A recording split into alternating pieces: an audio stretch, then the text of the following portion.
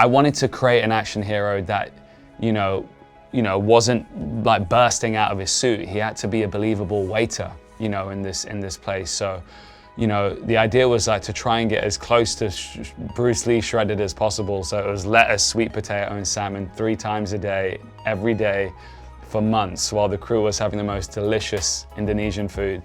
And I would wake up in the morning and, be doing all of that action choreography, hitting the rubber bands, doing my best Jane Fonda, yeah, it was a lot. It was a lot. But yeah, he's kind of hopefully a more attainable, more realistic, authentic look at what an underdog Avenger would look like. Not someone that is going to take on 100 men and come out unscathed, has the perfect quip for every moment. He's a man dealing with extreme trauma, and he fails and tries and fails again. And it's only when he finds other underdogs like himself that, can believe in him and build him up that he really, finds his true potential.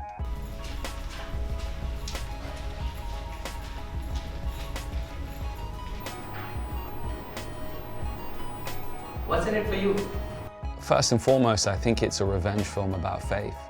The beauty of religion, particularly in an uneducated kind of populace where, the iconographies, the stories can be incredible teachers and inspirations and touch points for children, but at the same time how it can be monetized and weaponized. Particularly in, everywhere in the world, to be honest. So there's that, and then there's also, the idea of, the caste system in India. From the greatest action films like, Game of Death with Bruce Lee, where he has to work his way up the pagoda to fight, Kareem Abdul-Jabbar, and that amazing sequence at the end, where the bosses get tougher and bigger and badder. I took that and I was like, wouldn't that be amazing to kind of, start in this this club that this young man has to infiltrate, where he's in this windowless hellhole, in this kitchen, serving dishes to the elite above him, and then he gets to the next layer where he's, in the land of kings, which is the name of the club, King's Club, and the next layer above that is, where the man-made gods are, and he must challenge those men too, the untouchables, the true untouchables. So, a lot of the tropes of the genre I try to, kind of bake in and kind of give different context to with this story. I've got an answer to every prayer. I call her Nikki. Minaj. Big bumper, nice headlights. Let's boogie. I poured all of myself into this,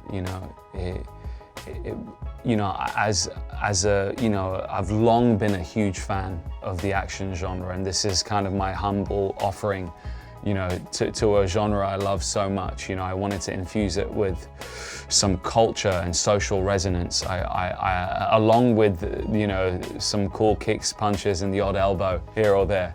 But I felt a huge responsibility to not only, the kind of mythology that this story is based on, but, these incredible actors that, came at a really trying time in history and gave me their all. Anger will not quiet your soul, my son.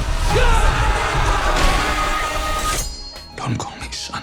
The training montage was, it was my tip to, those legendary training montages, obviously from Rocky and I wanted to do a sort of musical piece because music is so big in the Indian culture, and I was like, I obviously didn't want to do the dancing around a tree Bollywood thing or what we've done in Slumdog.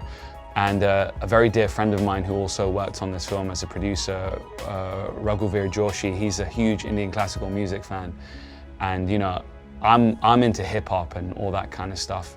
And once I started understanding the intricacies and the kind of commitment of this art form, which is, I wouldn't say it's a dying art form, but let's just say, it's not getting the kind of real credit it deserves in a new burgeoning TikTok kind of world, And I was like, wouldn't it be amazing? In India, they call it a jugalbandi, which is like a call and answer. In jazz, it's like, riffing with each other. And I was like, wouldn't it be amazing to do a kind of like hour training sequence to be with this maestro this guy they call Ustad, which means maestro, Zakir Hussain. He toured with Ravi Shankar, the Beatles.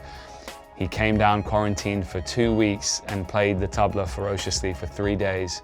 And I'm playing the bags, he's tearing up the drums, and we kind of have this wordless training sequence where he speaks with me through his instrument, like R2-D2 in a way.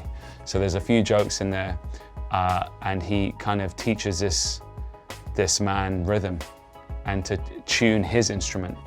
And we also infuse that sequence is when it goes from a singular call to action to something.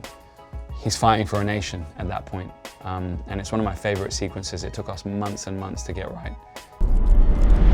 Do you remember me? Do you even know my mother's name? The film is an ode to my parents and my ancestry in a way, and at its core, it's about the earth, it's about roots, it's an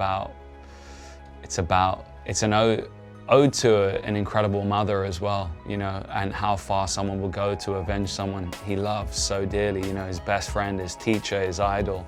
I think there's a bit in it for everyone, really, but more than anything, I hope people are engaged in it and inspired by it.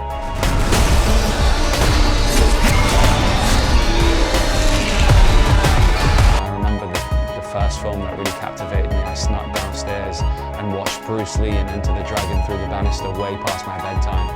And I was utterly enthralled by this man with a similar pigment to me, dark hair, and he captivated me.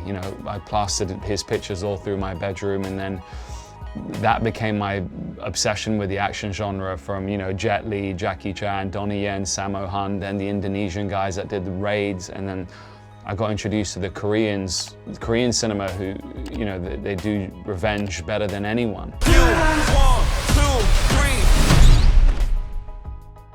2, 3. It's not like your usual action flick that just starts with action and keeps going. There is plotting and building and a world build, and it's pensive, and then it absolutely explodes in the second act, and it's absolute mayhem. And I think we got this huge reception at this festival, South by Southwest. People were whooping and hollering and throwing popcorn at the screen, and I'd never seen anything like it. So I think it's a fun film.